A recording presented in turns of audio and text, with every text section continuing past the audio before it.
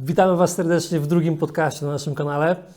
Co prawda jest on nagrywany, tak jak widzicie, w tej samej scenerii, takiej mobilnej, objazdowej. No nie jest to studio, nie mamy przypiętych tutaj mikrofonów studyjnych, więc można się domyśleć, że jest on nagrywany w tym samym czasie co pierwszy. Więc Krzysiek nie słyszał jeszcze podcastu z Adamem, nie widział Waszych pytań, które zadawaliście, więc w tym podcaście nie możemy ich użyć. Ale śmiało oczywiście można dalej zadawać je w komentarzach, na pewno w kolejnych podcastach je wykorzystamy. Jest ze mną dzisiaj Krzysztof Turek. Cześć Krzysiek. Cześć Michał, cześć widzowie. Nasz nowy teamowiec. Tak jest? Tak, zgadza się. Dla mnie też to jest troszeczkę takie inne doświadczenie z Adamem, ponieważ ja Krzyśka kompletnie nie znam, więc przygotować trochę pytania dla Krzyśka było mi ciężej niż dla Adama, ale mam nadzieję, że jakoś nam ta rozmowa tutaj się fajnie zamknie i potoczy. Standardowo jak za pierwszym razem, tu mam listę pytań, więc jak nie będę patrzył na Ciebie albo na Was, tylko w komputer, to po prostu szukam pytań, odnajduję się gdzie jestem. Kim jest Krzysztof Turek? Krzysztof Turek. Krzysztof Turek jest wędkarzem od prawie 20 lat. Swoją wędkarską przygodę zacząłem równo w 2005 roku.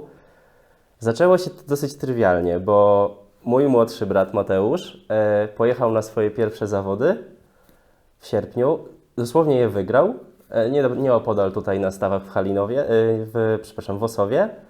I ja mówię, nie może tak być. Też muszę pojechać na zawody. I zaczęło się od tego, że dołączyliśmy do szkółki wędkarskiej w nieopodal prowadzonym kole wędkarskim. Poznaliśmy tam wędkarzy, którzy od razu też startowali na szczeblach i krajowych, i okręgowych. I w ten sposób wsiąknęliśmy w ten świat wędkarstwa. Tata nas w tym mocno bardzo wspierał i nadal wspiera.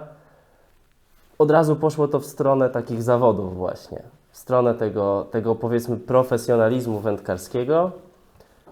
Od szkółki, nauka wiązania przyponów, zestawy, później bycie w drużynie i w ten sposób ta przygoda się rozwija. Mówisz, że łowisz od 20, czy wędkujesz od 20 lat, a ile Tak. masz lat? 33 w tym roku. A prywatnie? A prywatnie? Prywatnie jestem jeszcze singlem. Okej. Prywatnie jestem jeszcze singlem. Mieszkam w Kobyłce. Także tutaj to Mieszkam w Kobyłce. linki do social mediów, telefon do Krzyśka. Tak, dokładnie. Mieszkam w Kobyłce od urodzenia w sumie. Moi rodzice pochodzą właśnie z Kobyłki, z Wołomina. Tu się poznali, tutaj się wychowuję. Tu chodziłem do szkoły podstawowej, do gimnazjum, później do liceum w Warszawie. Studiowałem też w Warszawie. A swój zawód pracuję w agencji marketingowej i zajmuję się kampaniami digitalowymi. Czyli Więc doświadczenie marketingowe. Okay. I obycie przed kamerą? Trochę było Okay. akurat z uwagi na taki zawód, więc myślę, że to też będzie fajne. Ja przeglądałem przed rozmową Twojego Facebooka. Mhm. Nie wiem, czy akurat tutaj, wiem, że jakieś sobie zdjęcia zapisałem, ale kilka lat temu widziałem posta, gdzie było bardzo dużo gazet, takich w formie papierowej. Czy Krzysiek woli gazety, czy woli internet obecnie? Bo to było kilka lat temu. To było kilka lat temu. Wiesz co? To chyba wiem nawet, co to mogło być za zdjęcie. To były pewnie gazety z To było chyba różne czasopisma. Angielskie wędkarskie gazety to pewnie były. A to mogę tak mi się wydaje, mów że to były pewnie angielskie wędkarskie gazety. Wtedy byłem u Adama i Adam, już wtedy nie było takiego dostępu do tych wędkarskich czasopism angielskich, które opisywały zarówno wędkarstwo spławikowe czy federowe. One są naprawdę dosyć obszerne tekstowo i wtedy naprawdę jak zobaczyłem te czasopisma, chłonąłem wiedzę z tych czasopism, ponieważ tam były pokazane różne techniki połowu, ale i też sposoby nęcenia, zestawy, więc naprawdę to było dosyć ciekawe. Ale czy lubię te gazety, czy internet? Raczej chyba teraz ten świat internetu. Z uwagi też na polski rynek czasopism wędkarskich nie jest niestety aż tak mocno rozwinięty, więc ta wiedza z internetu, dosyć dużo tej wiedzy z internetu, z różnych kanałów wędkarskich, więc tak. Ja jestem z podobnego rocznika co Ty. Mnie prawda nigdy te gazety wędkarskie jakoś tak strasznie nie interesowały. W sumie nie wiem dlaczego. Jak zaczynałem wędkować, to YouTube nie był jakimś czymś bardzo popularnym, był, No tak. był wręcz czymś bardzo niepopularnym. No tak. Ja nie wiedziałem, co to jest YouTube. Pomimo tego z tych gazet jednak nie korzystałem. Krzysiek, tak szczerze, bo zacząłeś współpracę z Prestonem od tego roku Tak, od tego roku. i powiedz mi tak, ale tak szczerze, co skłoniło Cię do przejścia? No bo to nie jest tajemnicą, że byłeś jakby w innej drużynie w zeszłym roku Wcześniej przez współpracowałem wiele lat. tak, z inną marką, z inną firmą, z firmą Trapper. Od prawie 10 lat współpracowałem, można powiedzieć. Więc jest to kawał czasu. Więc to kawał czasu. Zresztą Adam też tam kiedyś był, razem byliśmy kiedyś w tym klubie, z tą firmą też współpracowałem. Co mnie skłoniło do przejścia? Myślę, że naturalna chęć rozwoju, po prostu. Chęć rozwijania dalej swoich nowych umiejętności, nowych pasji. Myślę, że to jest taka naturalna kolej rzeczy, A że... poczekaj, to tu dopytam. Nie chcę być wścibski wobec Jasne. Trappera, ale nie wobec Ciebie, ale chęć rozwoju, w sensie, no Trapper to też duża firma, nie? Tak, ale chęć poznania, myślę, że współpracy z inną marką daje może nową perspektywę na wędkarstwo. Tak mi się to, Okej. tak to trochę bym ujął, nie? Że tak jak zmieniamy pracę na przykład, możemy być w jednej pracy przez 20 lat, możemy tą pracę zmieniać i człowiek przez różnego rodzaju zmiany, myślę, że też uczy się nowych rzeczy, poznaje nowych ludzi przede wszystkim, ma nowe doświadczenia, więc myślę, że tego typu rzeczy też zdecydowały. A jak oceniasz tą współpracę z Trapperem, tą dekadę? Dekadę myślę, że bardzo owocna, bo to była dekada, w której tak naprawdę rozwijałem swoje największe... Byłem w wieku, gdzie uczyłem się też wielu rzeczy od podstaw. Głównie to była współpraca z drużyną spławikową, bo drużyna federowa powstała bardzo późno, więc te podstawy zdobywania wiedzy spławikowej, wiedzy o zanętach, o łączeniu glin, o takiej taktyce, o tego, jak podchodzi się do zawodów, bo z Trapperem wyjeżdżaliśmy na wiele klubowych mistrzostw świata. Klubowych mistrzostw świata też takich, gdzie uczestniczyli zawodnicy z klubu Trapper w tych kadrach seniorskich czy mistrzostwach Europy. Więc oceniam tę współpracę bardzo, bardzo pozytywnie. Naprawdę nie mogę ocenić inaczej, bo to mi przyniosło wiele, wiele wiedzy, którą teraz wykorzystuję w swoim kunszcie Federa i rozwijam tą dyscyplinę akurat, którą wybrałem. No tak, ale Ty nie tylko łowisz na fidera, nie? Nie tylko. Startuję też w drużynie spławikowej w Kole w Kobyłce, gdzie się teraz znajdujemy w siedzibie koła. Pozdrawiamy siedzibę koła. Tak, Znaczy, pozdrawiamy koło prezesa, Kobyłka. chociaż Adam mówił, że Ty jesteś... Tak, aktualnie jestem od zeszłego roku, od czerwca prezesem tego koła. Pozdrawiamy prezesa. Tak się złożyło, że akurat jestem prezesem tego koła. Tak, startuję w drużynie spławikowej tego koła, też w drużynie oczywiście federowej. Natomiast jako koło Kobyłka powstaliśmy w 2009 roku i od tego czasu prężnie myślę... No to jest takie dosyć silne koło, nie? Nie wiem, No to takie- za mną widać na pewno, a potem Wam jeszcze w jakichś przybitkach pokażę całą resztę, ale Tak. trochę tu tego jest. Na tej arenie Okręgu Mazowieckiego jesteśmy, no można powiedzieć, silnym kołem. Od kiedy w sumie powstaliśmy, to jesteśmy w ścisłej czołówce spławika. Rozwijamy to, mamy prężnie działającą szkółkę wędkarską, więc tutaj też staramy się prowadzić zajęcia dla młodzieży. Przewinęło się już naprawdę dużo tych osób, dużo też młodych ludzi wyrosło w tym duchu wędkarstwa, więc staramy się tutaj to pielęgnować. Jakby ktoś z Was chciał dołączyć, myślę, że warto na Facebooku wyszukać, w social mediach koło 29 PZW Kobyłka. Ja tu wrzucę gdzieś albo Michał link w wrzuci filmie, może albo link w opisie. do social mediów właśnie, więc... Tak, to będziecie widzieć. Zapraszamy do kontaktu. Jakby ktoś chciał z okolicy dołączyć i nie tylko, to szczerze zapraszamy. Czyli Krzyśka bardziej w tym momencie jara feeder, nie spławik. Zdecydowanie. A metoda też, czy... Wiesz co, właśnie chyba klasyczny feeder. Okej, Myślę, że klasyczny klasyczny feeder. Też łowię na metodę, nie żeby nie było, że nie, ale... Ale co najbardziej jak A u Ciebie... najbardziej tak naprawdę to kręci mnie ten klasyczny feeder. Okej. A jakie ryby Cię najbardziej kręcą? Łowić oczywiście. łowić? No to leszcze. Myślę, Leszcze. że leszcze i teraz niestety jest mało łowisk, gdzie tutaj przynajmniej w naszej okolicy i też większość tych zawodów ogólnopolskich rozgrywa się na budowaniu wyników leszczami, więc myślę, że te ryby, tak, głównie tutaj też w naszej okolicy, na kanale żerańskim zawodów dużo się odbywa, na różnych zbiornikach zaporowych, gdzie też jeżdżę, to głównie rybą dominującą jest leszcz, więc myślę, że poznanie takiego sekretu, jak skutecznie je odławiać, utrzymać w łowisku jest kluczem do sukcesu wielu zawodów. A czy lubisz sobie nieraz takiego leszczyka do domu zabrać? Jak w ogóle do tego podchodzisz? Do tematów tych Do tematów, naukilowych? wiesz co, ja do tego podchodzę wypuszczania? trochę zdroworozsądkowo, myślę, bo wszędzie trzeba zachować pewien umiar.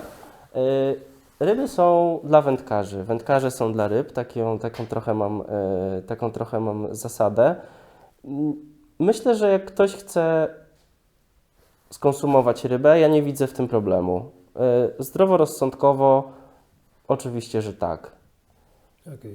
Ja jestem z tym, nie mam takiego rozgraniczenia, że nie, że wszystko wypuszczam, po prostu zawody rządzą się oczywiście swoimi prawami, tak? Prywatnie myślę, że można sobie na coś pozwolić i nie uznaję tego za... Na niektórych zawodach wędkarskich w zeszłym roku, pamiętam, to gdzieś w moich okolicach były zawody na martwej rybie. No, Jeszcze. Jeszcze nawiązując do tego właśnie, co powiedziałeś o martwej rybie, my w kole na przykład, no to tak trochę odbiegnę może od tematu wędkarstwa federowego, trochę o wędkarstwie podlodowym, bo my w kole, organizując od początku nasze zawody, postawiliśmy na zawody na żywej rybie, na wędkarstwie podlodowym, gdzie jeszcze nawet tego wcześniej nie było w przepisach uregulowane, więc my w kole nawet tutaj staramy się propagować te zawody, żeby to było z poszanowaniem dla ryb i... No bo jak mogą wyglądać zawody podlodowe na żywej rybie? Wiesz co, u nas była prosta zasada. Każdy z wędkarzy, jak nawet nie miał, to dostał wiaderko. No okej, jakaś woda na przechodzenie. Tak. Dostał wiaderko, robiliśmy zawody tutaj na gliniankach w Zielonce. Głównie to były na płotkach, na leszczykach takich powiedzmy jak dłoń, trochę może większych. I te ryby bez problemu przeżywały taką turę powiedzmy 2,5 godziny Tak, jedną. podlodowe nie trwają pewnie Tak, 5-6. podlodowe nie trwają długo, więc... Poczekaj, coś słyszałem kamerę którąś. Ja to jeszcze wtrącę trzy słowa do widzów. Wiecie, te pierwsze podcasty, bardziej takie rozmowy, które będziemy przeprowadzać tutaj na kanale, pytania będą się powtarzać w zależności od konsultanta, no bo tego się nie da uniknąć, ale na pewno odpowiedzi tych konsultantów będą inne, także to taka tylko mała wstawka, jakbyście się zastanawiali, czemu te pytania się, niektóre oczywiście, powtarzają. Przypomnij mi, Krzysiek, bo wspominałeś już o swoich pierwszych zawodach wędkarskich na Tak. początku, tak? Tak. Coś więcej. Wiesz co, pamiętam te zawody. Właśnie, To czy były- pamiętasz? Tak, to było w czerwcu Mistrzostwa Okręgu na kanale żerańskim, spławikowe. Wtedy pamiętam, chyba jeszcze, no to na pewno były spławikowe. Pierwsza tyczka to było takie garbulino stare, które to tak gdzieś tam dostał chyba od znajomego nawet. Tutaj z koła właśnie w Wołominie, gdzie ja zaczynałem swoją przygodę i mój brat Mateusz. Tam zaczynaliśmy swoją przygodę. I to były zawody na kanale żerańskim w czerwcu, dwudniowe Mistrzostwa Okręgu. I dlaczego je pamiętam? Pamiętam je dlatego, że było bardzo ciepło i wtedy zobaczyłem, jak do powierzchni wypłynął sum. To była ogromna ryba, tak się tego przeraziłem i dosłownie utkwiło mi to w pamięci naprawdę bardzo mocno, że to już sobie łowiłem jakieś, wiecie, płotki i takie ryby szybkościowo na spławik i nagle zrobiło się takie coś czarnego pod powierzchnią, zawirowało i poszło w dół. Przez chwilę nie miałem później ryb, wiadomo.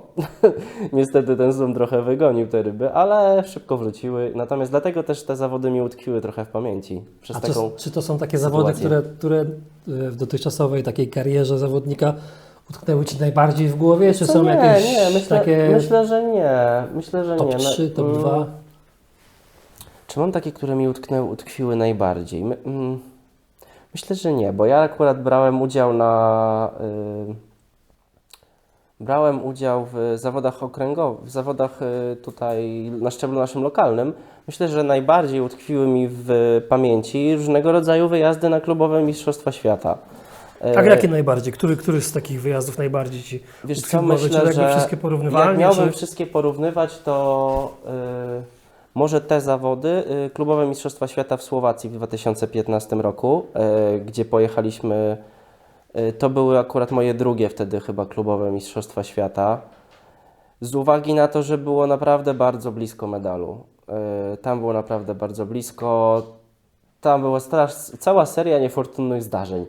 Przez to, że w pierwszej turze przyszła ogromna burza i trochę organizator tych zawodów nie wiedział, jak się zachować, bo powinien być sygnał, wszyscy powinni równo skończyć łowić, a to był taki sygnał, część jeszcze łowiła, część jeszcze nie, a w tym momencie przed tą burzą dosłownie chyba jakby te wszystkie świnki, bo tam się głównie łowiło świnki, to było na Wachu, na Słowacji i no wielu zawodników od nas z drużyny przegrało dosłownie o niewiele, przez to, że na przykład jacyś zawodnicy z innych drużyn dołowili w tym czasie, gdzie powinien być już koniec, dołowili po jednej, dwie ryby i tam naprawdę niewiele zabrakło.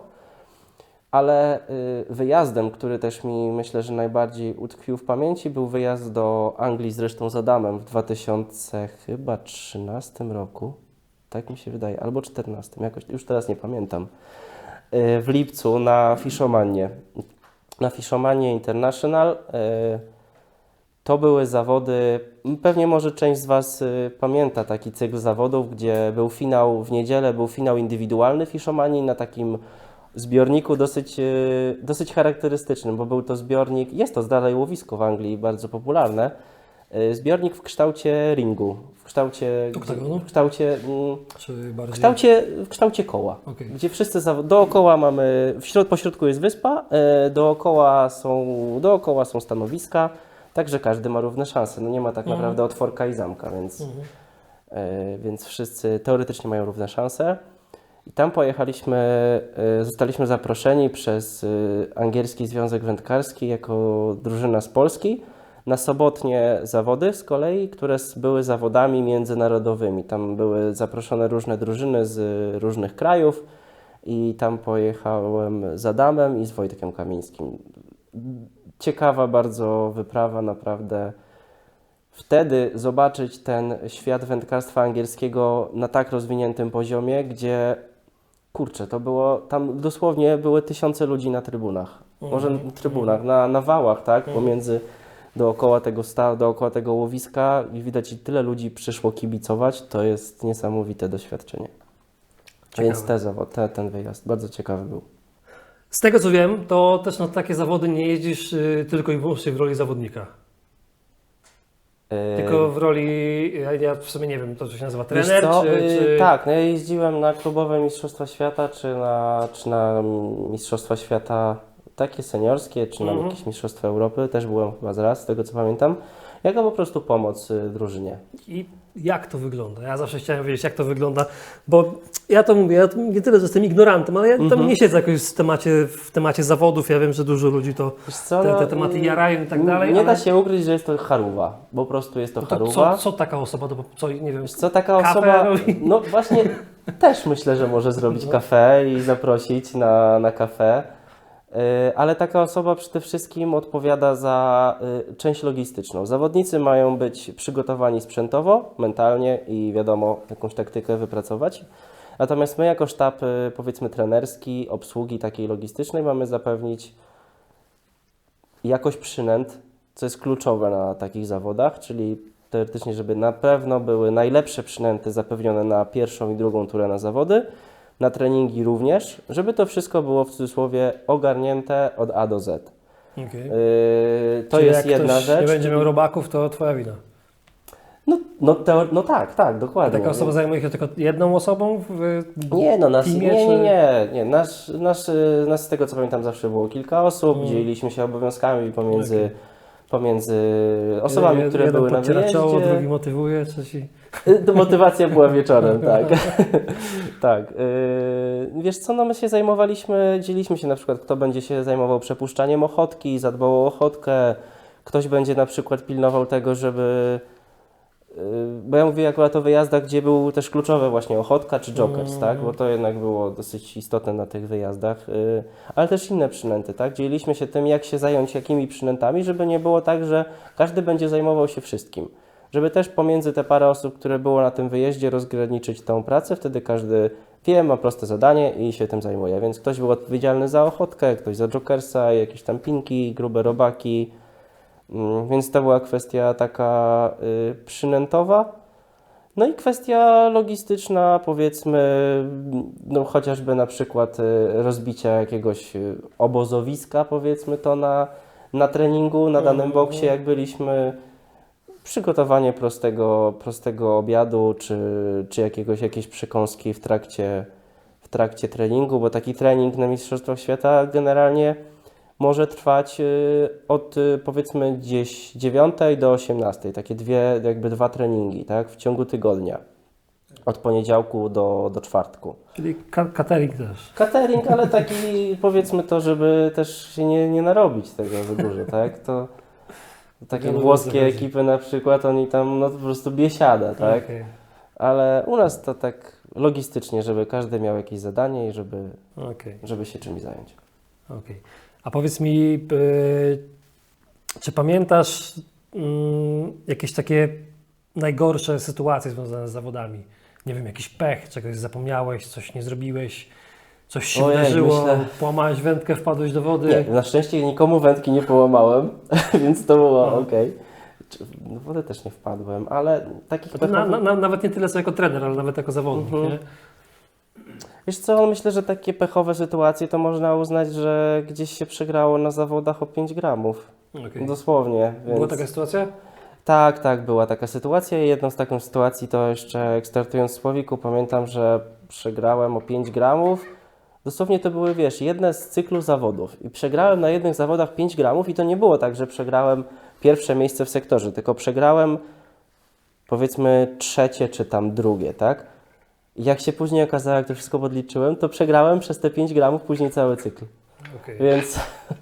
Więc niestety są takie pechowe czasem sytuacje, ale no takie jest wędkarstwo. Ty, Krzysiek, nieraz te 5 gramów przegrałem, ale wiele razy też wygrałem o 5 gramów, więc ktoś też może powiedzieć, że miał też pecha. Ty, Krzysiek, jesteś uczestnikiem Grand Prix Polski, nie? W Fiderze. Tak. Grand Prix Polski Federowego. Jak w zeszłym roku poszło? W zeszłym roku myślę, że bardzo dobrze. Jest duży progres, tak mi się wydaje, bo ja zacząłem startować, to był zeszły sezon był moim drugim sezonem. W poprzednim sezonie to był mój pierwszy sezon w takich rozgrywkach Grand Prix Polski, gdzie byłem 25, a w zeszłym roku byłem 11, więc ta forma, no jest, myślę, ja czuję, że jest duży progres, ale ten progres wynika po prostu z podejścia drużynowego i współpracy z Adamem. Po prostu z nim jeżdżę na Grand Prix. We dwójkę jakby Tak, we dwójkę współpracujemy i myślę, że ten progres wynika z tego, że dzielimy się informacjami, wiedzą. Po prostu robimy to samo, tak? Rozmawiamy o wielu niuansach i myślę, że w tym jest też klucz do rozwiązania wielu zawodów i wielu zagadek nad wodą. A jak wyglądają u Ciebie przygotowania do takiego cyklu? No bo to mamy 4 zawody w ciągu roku. Tak. 4 zawody w ciągu roku, tak naprawdę 5, bo jeszcze można w to wliczyć Mistrzostwa Polski, na które też mamy prawo startu po zmianach nowych przepisów. Jak to wygląda? No na pewno przed pierwszymi zawodami to nie jest tak, że moje pierwsze zawody to będzie Grand Prix Polski, więc tutaj rozprostuję kości i przewietrzę wędki gdzieś nad kanałem żerańskim, czy pojadę gdzieś nad jakieś inne zbiorniki wodne. Ale tak stricte przed samymi zawodami to rozpoczęcie szykowania to już jest myślę, że od poniedziałku, bo to trzeba, a jeszcze nawet może i tydzień przed zawodami, bo trzeba logistycznie sobie zamówić robaki, pomyśleć o tym, jakie chcemy wziąć zanęty, jakie gliny, rozeznać, zrobić research łowiska, więc przygotować się tak z jednej strony mentalnie, pomyśleć tak logistycznie, no i później wiadomo przygotować sobie sprzęt cały. na zawody, więc od takiej strony już... No i później wyjazd. No wyjeżdżamy już w czwartek, żeby być w czwartek na treningu nieoficjalnym, później w piątek trening oficjalny, sobota, niedziela zawody. Krzysiek, ile wydałeś na Grand Prix w zeszłym roku? Pomidor. No ale to tak chociaż mniej więcej, no jak oglądali na studzie, tu z Adamem też wielokrotnie poruszyliśmy te tematy. Co, no, Ludzie na znaczy, live'ach się już pytali będąc i tak tak naprawdę dalej. poważnym... No przecież to nie wiem, to są to- dobre wakacje? No na pewno dobre. Zagraniczne dobre wakacje na takie Zanzibar? półtora... Może Zanzibar to nie, ale takie fajne włoskie wakacje w Toskanii to na pewno. All inclusive? All inclusive, tak. Okay. No, z jednej strony myślę, że dużo ludzi może się, powiedzmy, popukać w czoło, tak? Ale ja to... No powiedzmy, a ty jesteś, nie wiem, nie chcesz opowiadać, to po prostu powiedz, że nie chcesz opowiadać, spoko. ale jesteś finansowany przez, nie wiem, koło PZW? Tak, koło w Kobyłce nam pomaga. Okej. Pomaga nam finansowo, naprawdę. To nie da się ukryć. Natomiast jednak większość tych wyjazdów jest pokrywana z naszej kieszeni, z prywatnej kieszeni, więc to idzie raczej większość idzie z naszych prywatnych pieniędzy, więc no, znaczy ja to traktuję trochę też jako inwestycje w swoje hobby Mhm. i inwestycje w siebie, bo jak ktoś mnie pyta na przykład, ale ile na to wydajesz? Ja mówię, no tyle i tyle. I ktoś mówi, ale dużo. A ja mówię, słuchajcie, ale pomyślcie sobie, że na przykład jak ktoś chce grać profesjonalnie w tenisa, też musi chodzić na lekcje, musi zapłacić trenerowi, musi po prostu w to zainwestować. Jak ktoś chce kupić dobry rower kolarski i zacząć uprawiać kolarstwo, powiedzmy górskie, czy jakieś inne szosowe, też musi w to zainwestować, więc ja staram się tłumaczyć i pokazywać ludziom, że to wędkarstwo to jest mój sport. To nie jest hobby, powiedzmy, gdzie idę sobie i spędzam, oczywiście spędzam miło czas nad wodą, ale spędzam czas nad wodą i traktując to jako, a może coś się uda złowić i to jest raczej na zasadzie przypadku, tylko staram się mówić, słuchajcie, jedę na zawody i na zawodach naprawdę ja muszę być skupiony na zawodach po to, żeby osiągnąć dobry wynik. A ten wynik nie osiągnę przez to, że będę podchodził tak do tego, no może się uda, może nie, tylko naprawdę trzeba być skupionym tutaj, wypracować taktykę, obrać jakąś taktykę, przeprowadzić treningi, czyli od takiej strony naprawdę już, kurczę, profesjonalnej, powiedzmy. Więc ja te wydatki na różnego rodzaju zawody i na to, co towarzyszy tym zawodom, czyli powiedzmy robaki, zanęty, takie rzeczy, paliwo, ta cała kwestia logistyczna, traktuję jako inwestycję w swoje hobby i jakiś swój rozwój. No tak, no, bo ja myślę ogólnie, że ludzie jakby rozumieją, że łowi się wędką za 1500 zł czy za 1000, ale bardziej mają problem ze zrozumieniem tego, że na te zawody się jednak wydaje potem jeszcze 2 razy tyle, nie? Tak. I tak naprawdę wiesz, wygrasz, no i Tak, to ci się nie zwraca, nie? Dużo ludzi pyta, ale co ty z tego masz? Ja mówię, no powiadam, to jest satysfakcja. Jak Nie, no ja satysfakcję rozumiem, tak, no, ale przydałoby się pewnie jakieś jeszcze dodatkowa myślę nagroda, bo to jednak wiesz, Myślę, no, że duży tak. cykl, dużo zawodników, Myślę, że tak. dosyć spore wpisowe. Myślę, że tak. Tutaj... Ile wynosi wpisowe na Grand Prix? Wiesz co, teraz jak patrzyłem, To na ten rok to jest to górna stawka to jest 500 zł i myślę, że tyle będzie, naturę. Więc To ja Ci powiem tak, za 500 zł to jest bardzo dużo. to ja myślę, jakby jakiś ktoś prywatnie to organizował i brałby 500 od łba za 2 dni łowienia, to wiesz, nie? Za pierwsze miejsce miałbyś, nie wiem, 20 000 zł, No. nie? No jest to dyskusyjne tutaj na tych ogólnopolskich zawodach. Ale rozumiem, że to, że potem te pieniądze, nie wiem, bo tak potem na przykład jak jedziecie na mistrzostwa, no bo startujecie w Grand Prix po to, żeby jechać na mistrzostwa świata, Grand Prix Polski nie? ma swój jeden cel, załapanie się, Do kadry. walka o kadrę i wyjazd na mistrzostwa świata. No i dobra, a jak jedziecie do mistrzostwa świata, to potem to też finansują ludzie? W sensie, Nie, czy... tutaj akurat u nas jest tak w Polsce, że to finansuje Związek Pewnie z Wędkarski. tego spisowego. Nie wiem z czego, po prostu Polski Związek Wędkarski partycypuje w tych kosztach i no, pokrywa te koszty, tak? Więc to jest akurat w ten sposób. Krzysztof, jeżeli jesteśmy jeszcze w temacie zawodów, Tak. to zawodnicze plany na ten rok? Na ten rok? A jakieś założenia pewnie masz. Wiesz co, tak, założenia mam. Z uwagi na to, że byłem 11 w zeszłym roku w Grand Prix, to myślę, że w tym roku chciałbym być przynajmniej w piątce, co by mi pozwoliło być w kadrze, myślę, w dwuletniej klasyfikacji. Więc to jest taki, ten rok będzie kluczowy, żeby Czyli być, dostać się do kadry. tak, dostać się do kadry, dokładnie. Chyba każdego. Tak, myślę, że tak, dokładnie. Ale to jest taki plan na ten rok, żeby po prostu poprawić jeszcze ten zeszły rok. Ludzie pewnie będą się śmieli potem, ale teraz w zespole mamy Turka i Niemca, nie? Aha, tak, można powiedzieć, że międzynarodowy skład, tak. Także myślę, że jak jakiś film w duecie powstanie i tam będzie ukośnik Turek i Niemiec, to No słuchaj, możesz też flagi jakieś zastosować na jakimś filmie. może dotrzeć do różnej społeczności. A jak zaczęliśmy już temat filmów, powiedzmy, masz takie, jakby nie wiem, swoje jakieś ulubione miejsce do wędkowania, gdzie chciałbyś na przykład nagrać jakiś film w tym roku? Wiesz co, na pewno kanał Żerański, Okej. który darzy jakimś sentymentem, jest łowiskiem bardzo trudnym, natomiast się nad nim, można powiedzieć, wychowałem. Ja ze swojej perspektywy nie lubię. No i jest, Ale dobra. wiele ludzi go nie lubi, to prawda, natomiast też było, kurczę, wiele nawet zawodów. W zeszłym roku chociażby były takie nasze kołowe, zwykłe zawody,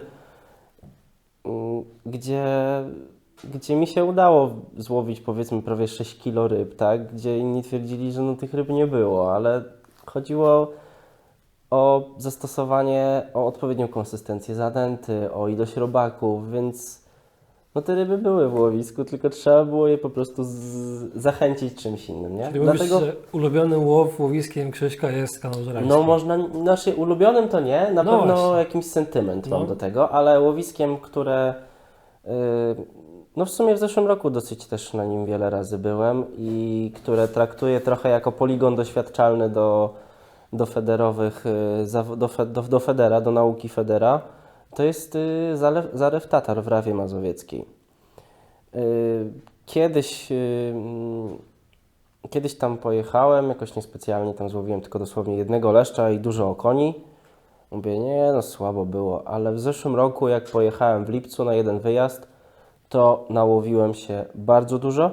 Złowiłem ponad 20 leszczy w przedziale od 1,5 powiedzmy do 2,5 kg. Ale trafiłem też dobrą pogodę, gdzie faktycznie ta pogoda była powiedzmy typowo leszczowa. Było pochmurno, ciepło i lekko deszczowo, więc naprawdę było fantastycznie. Tu mamy na kanale jeden film stamtąd. Tak. Znaczy to łowisko traktuję trochę jako poligon doświadczalny, bo byłem tam też na majówkę. Akurat tarło leszcza było i widziałem dużo pływających ryb, leszczy, które się tarły w różnych rozmiarach, Trochę tam tego musi być. więc tam tych ryb jest naprawdę dużo. Jeszcze na sekundkę powrócę do tych zawodów, bo teraz zobaczyłem, że mam jeszcze takie jedno pytanie uzupełniające, które dobrze by zamknęło Jasne, ten temat dobra. zawodniczy. Powiedz mi, to takie trochę filozoficzne, ale No. czy jakbyś wiedział i miał to doświadczenie, które masz teraz, to co zrobiłbyś inaczej? A. Co zrobiłbyś inaczej w tej swojej dotychczasowej karierze, którą miałeś? Czy masz, czy w ogóle myślałeś o czymś takim, czy jednak bardziej... Wiesz co, wiele zawodów powiedzmy przegrałem albo osiągnąłem gorsze rezultaty przez to, że byłem zbyt bojaźliwy w podejmowaniu decyzji nad wodą. Okej. Co to znaczy? Rozwin, no? Rozwinę to pod kątem może stosowania przynęt, być bardziej odważnym w podejmowaniu decyzji takich mocno radykalnych, że jak chcemy coś zmienić i chcemy sprawdzić, czy coś działa, to musimy to naprawdę zmienić o 180 stopni. Nie możemy dać trochę tego, tylko naprawdę musimy zmienić to o 180 stopni. Czyli odważnie. Odważnie, tak. Tak, wiele miałem takich sytuacji, gdzie akurat się zawahałem, nie podjąłem decyzji, bo mówię, a może nie, może coś. No jak teraz startujesz, coś robisz odważniej, czy jeszcze... Myślę, że tak, otwiera mi się teraz. Perspektywa łowienia na feder pokazała mi, że w wielu czasem wcześniejszych startach byłem zbyt schematyczny. Krzysiek, twoje największe marzenie wędkarskie? Na ten moment chyba wyjazd na Mistrzostwa Świata, ale takie największe to myślę, że jakieś, nie wiem, egzotyczne ryby chyba. Tak? No to właśnie, Chyba bo tutaj tak. powiem Ci, że też to mam, ale właśnie, powiedz mi, no dobra, jak jesteśmy przy egzotycznych rybach, to gdybyś No. miał nieograniczony budżet i mógłbyś wydać po prostu wszystkie pieniądze świata, to gdzie byś pojechał na ryby? Myślę, że gdzieś na Kamczatkę, Mhm. w tamte rejony, albo Kanada i duże jesiotry. A na Kamczatkę na Leszcze? Chyba tam nie ma leszczy, ale jakieś, nie wiem co tam, pstrągi jakieś, To jest spinningowe tematy. takie może muchowe bardziej. A łowisz na muchę?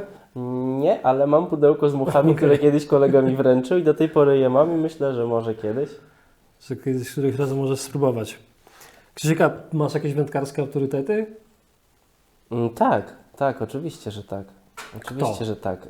Jest ich kilka, jest Myślę, jeden? że jest ich kilka, bo nie mam jednego, bo poznałem przez te 20 lat wiele osób, którym wiele zawdzięczam. Natomiast znaczy na pewno wiele i bardzo, bardzo dużo zawdzięczam Adamowi, z którym znamy się od powiedzmy od 2011 roku, jakoś tak chyba. Od kiedy z Mateuszem przeszliśmy do jeszcze wtedy drużyny Praga 4. Mateusz Brat. Tak, Mateusz Brat, tak. Warszawa Praga 4 była taka drużyna, tam poznaliśmy, tam mój brat startował właśnie w drużynie spławikowej, gdzie wtedy jeszcze startował Adam, ta drużyna startowała w całym cyklu Grand Prix Polski. No i ja wtedy jeździłem jako taki właśnie, wracając jeszcze do tematu tej logistycznej części, jako osoba, która pomagała zawodnikom na brzegu, czyli przygotowywała robaki, ale też po prostu była obstawą trenerską w czasie zawodów i tak poznałem Adama, więc wymieniliśmy się, zawsze jeździliśmy razem na łowisko z łowiska, potem współpracowaliśmy razem na brzegu, przekazywałem Adamowi informacje, więc myślę, że Adam jest dla mnie takim dużym autorytetem tutaj w kwestii wędkarstwa, bo naprawdę, nie wiem, chyba miliony godzin spędziliśmy na tym. Ale wiele też osób, które poznałem w kole w Wołominie przez pana Andrzeja Bukraka, świętej pamięci, Krzysztofa Bukraka, Wojtka Kamińskiego, wiele ludzi z tego koła Wołomin, ponieważ oni pokazali mi takie właśnie podejście zawodów, ale przede wszystkim pierwsze zestawy wędkarskie, gdzie nie popełniać tych błędów. Więc mieliśmy od razu z moim bratem Mateuszem taką, od razu ścieżkę. Nie, tego nie róbcie, macie robić tak, bo to jest dobre. Więc to naprawdę dużo mi dało. A jakieś autorytety z zagranicy? Wiesz co, tak, myślę, że tak. Śledzę wiele też kanałów zagranicznych. Myślę, że Alan Scotthorn to jest jeden z takich autorytetów. Miałem też okazję poznać Alana Scotthorna przez te wszystkie wyjazdy. Obserwować jak łowi na wielu zawodach i to jest jeden z takich większych autorytetów. Więc naprawdę mieć okazję. Ja się bardzo cieszę, że miałem okazję poznać Alana i przede wszystkim patrzeć jak łowi, jakie ma podejście, porozmawiać z nim o wędkarstwie, więc to jest taki jeden z autorytetów zagranicznych. Krzysiek, twoje rekordowe ryby. Masz jakiś rekord taki wyśrubowany, największy, najcięższy? Kurczę, to pewnie będzie jakiś karp i to myślę, że jakieś, nie wiem, 15 kilo, coś takiego. To jest jeszcze co robić. Jest jeszcze co robić, dlatego tego jesiotra w Kanadzie może kiedyś złowić. Nie, no tak, jest jeszcze co robić dokładnie, więc... Okej, a leszcza? Leszcza? No ja ostatnio jak byliśmy z Adamem, to nagrywaliśmy film świąteczny, to jak wyciągnął dwie, to takie Widziałem piątki. właśnie. A ja w życiu takiego leszcza na oczy nie widziałem. Ja powiem Ci, tam na tym łowisku byłem w zeszłym roku 2 razy byliśmy z Adamem na zawodach i już mówię, nie no, może uda się złowić tego leszcza, bo już tam jeżdżę nie wiem, od 3-4 lat powiedzmy. No i niestety te leszcze mnie skutecznie omijają. Może muszą urosnąć, żeby jeszcze się na mój haczyk nadziać. Ale Adam chyba też mijały, nie? Bo jak mówił, to 5+ to był jego rekord. Znaczy te ostatnie leszcze to są jego rekordowe leszcze. Nie, mój to chyba tak koło 3 na razie pewnie, to jest taki Czyli rekord. też jeszcze jest co Jest robić. jeszcze co robić, no dokładnie. Dobra, Krzysiek, już jakby skończyliśmy temat zawodów. Ja na samym początku rozmawialiśmy o Twoich jakby początkach wędkarstwa. Tak, Mówiłeś, tak. że gdzieś tam pamiętasz pierwsze zawody brata, No tak. potem pierwsze zawody Twoje, a Już powiedz takie mi, świadome było wtedy. tak, a nie? powiedz mi, jak to się tak naprawdę zaczęło? No bo żyjesz już 33 lata, Tak. wędkujesz 20 lat. 20 lat, no tak od 13 roku. Jak to się życia. zaczęło? Wiesz co, to się zaczęło głównie i za sprawą mojego taty, Zbyszka. Tata od dzieciństwa był związany z wędkarstwem, głównie też za sprawą swojego stryja, gdzie wyjeżdżał tam po prostu na wieś na ryby. Tam ludzie byli też mocno związani akurat z okolicami Bugu w Morzyczynie.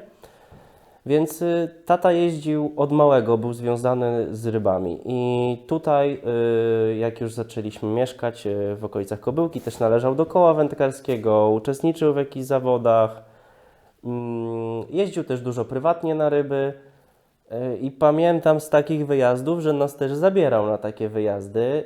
Mam takie pewne przebłyski jednego wyjazdu, gdzie pojechaliśmy ja byłem już bardzo mały, ale pamiętam taki przebłysk, czy pojechaliśmy, już nie wiem jaki to był samochód, Łada, jakiś taki specyficzny kolor, bardzo podobny kolor do tego tutaj materiału. Pojechaliśmy, już nie pamiętam gdzie to było, na jakąś rzekę chyba. I specyficzny był to wyjazd, bo my się zakopaliśmy wtedy z tym samochodem.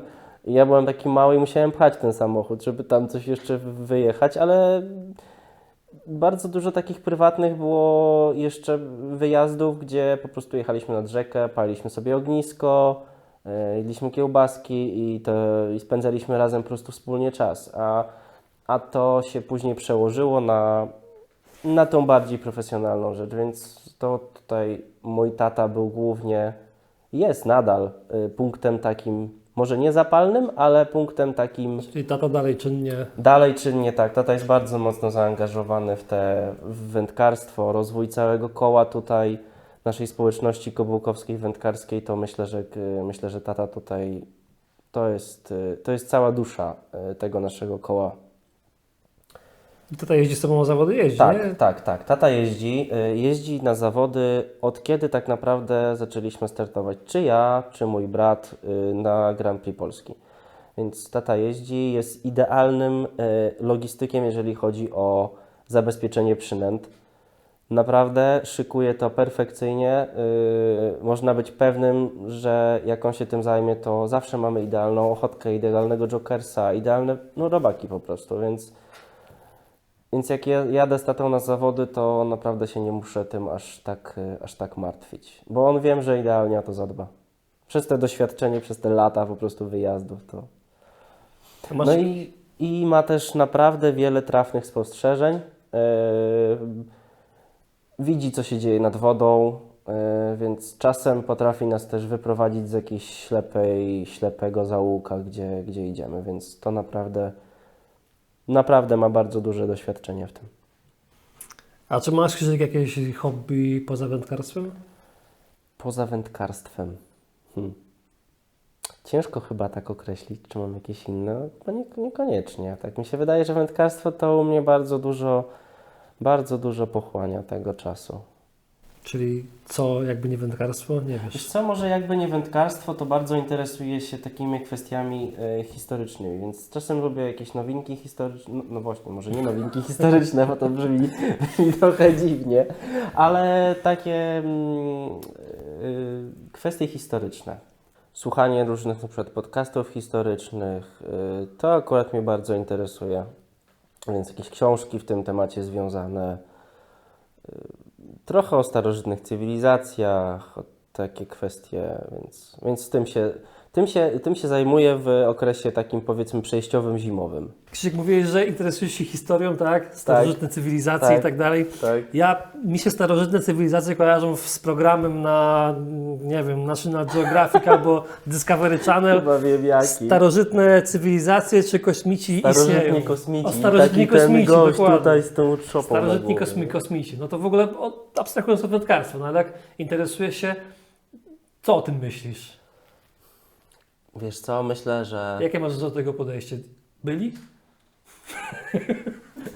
No piramid chyba nie zbudowali. Nie wiem, Nie wiem, no, niektórzy tak uważają. Nie wiem, wiesz co, ja się interesuję tym tematem z uwagi na to, że na to, co widzimy teraz obecnie po tych cywilizacjach. Minęło tyle lat, nie? A my widzimy pozostałości, które oni zostawili, powiedzmy, z których, które możemy jeszcze zobaczyć, no chociażby te piramidy w Gizie, tak? Które no, robią ogromne wrażenie. Więc co ja o tym myślę? No, myślę, że jeszcze wiele nie wiemy. Nie widziałem, ale rodzice widzieli właśnie i na pewno muszę to kiedyś pojechać zobaczyć, bo te kamienie są podobno tak niesamowicie spasowane, że tam nawet kartki papieru się nie wciśnie, więc... Ciekawe, nie? Znaczy, no widzimy to, a nie wiemy w jakim celu tak naprawdę. No wiadomo, że to jakiś grobowiec, ale po co taki duży? No może starożytni kosmici. Może mieli taki rozmach, jak mówił klasyk. Albo starożytni kosmici. Albo starożytni kosmici. Więc tak, lubię takie podcasty słuchać, ale tak będąc serio, myślę, że trzeba też brać no to poprawkę, kto tam się wypowiada, ale ja akurat znalazłem fajny podcast, gdzie wypowiadają się i nawet o tych nie słyszałem, jacyś na przykład naukowcy z Polskiej Akademii Nauk, albo archeologowie, którzy naprawdę byli tam na miejscu i prowadzą badania, więc to pokazuje, że mamy naprawdę doświadczonych w tej kwestii też w Polsce naukowców. Czyli jak nie wędkarstwo, to tak, jak nie wędkarstwo, starożytni kosmici. Tak, dokładnie, starożytni kosmici. Tak, może oni też mówili ryby. Nie wiem, co tam, jakiś Nil pewnie płynie, nie? Czy nie, tam nic nie płynie? Gdzie? No tam gdzieś w okolicy tych piramid. No w Egipcie to Nil. No Nil, no to mówię, no to leszcze z Nilu i... Leszcze z Nilu, basy z Nilu. No pewnie jakieś leszcze też są. Pewnie też. Albo coś podobnego. Na pewno konie są nilowe. No, można będzie kiedyś przejechać. No konie nilowe? Ty łowisz akurat Ja na akurat spinning, tak, więc no zobaczymy. Jak będę kiedyś w Egipcie, to wezmę ze sobą spinning. No i to było w sumie ostatnie pytanie, czy pytanie już wyczerpałem dawno temu, ale to o starożytnych kosmitach nie miałem tym zapisane, żeby nie było, bo nie wiedziałem, Nie, to wyszło bardzo spontanicznie. że się interesujesz jakby historią i tak dalej. Ale to było już ostatnie pytanie, które mam przygotowane na dzisiaj. Także możemy chyba oficjalnie zakończyć albo kończyć już nasz drugi podcast na kanale. Wiecie, to się śmieje, podcast, nie? No bo to jest podcast taki, tu stoją 3 kamery, nie ma mikrofonu takiego wiszącego i tak dalej, więc jest to taki podcast, nie wiem, możemy nazwać to biednym podcastem. W roboczych warunkach, ale też w wędkarskim klimacie, myślę. Tak mi się wydaje, no bo Jesteśmy generalnie... w siedzibie koła. Tak, generalnie jakby ktoś nie oglądał pierwszego podcastu, to gorąco zachęcam do obejrzenia i mam nadzieję, że będziemy to kontynuować w skali roku i w ogóle w różnych miejscach, no nie wiem, nad wodą, w pokoju hotelowym, w samochodzie, na basenie, w restauracji, no wiecie, no można, sky is the limit. Także jak macie jakieś pytania do naszych konsultantów albo jakieś ogólne pytania, które byście chcieli poruszyć w naszych podcastach, to śmiało zachęcamy Was do zostawienia komentarzy pod spodem, pod tym filmem. No i co? Ja bardzo dziękuję. Zapraszam do odsłuchania, do obejrzenia, zostawienia łapki w górę i subskrybowania kanału Preston Innovations Polska. Tak, i czekajcie na filmy z Krzyśkiem. No ja myślę, że już Tak. niedługo, tylko nie Żerański. Nie, no Michał, spokojnie, coś wymyślę. Tylko nie Żerański. Ale dobra, przemęczę się, pojadę na Żerański. Coś wymyślimy. Dzięki, Krzysiek. Dzięki.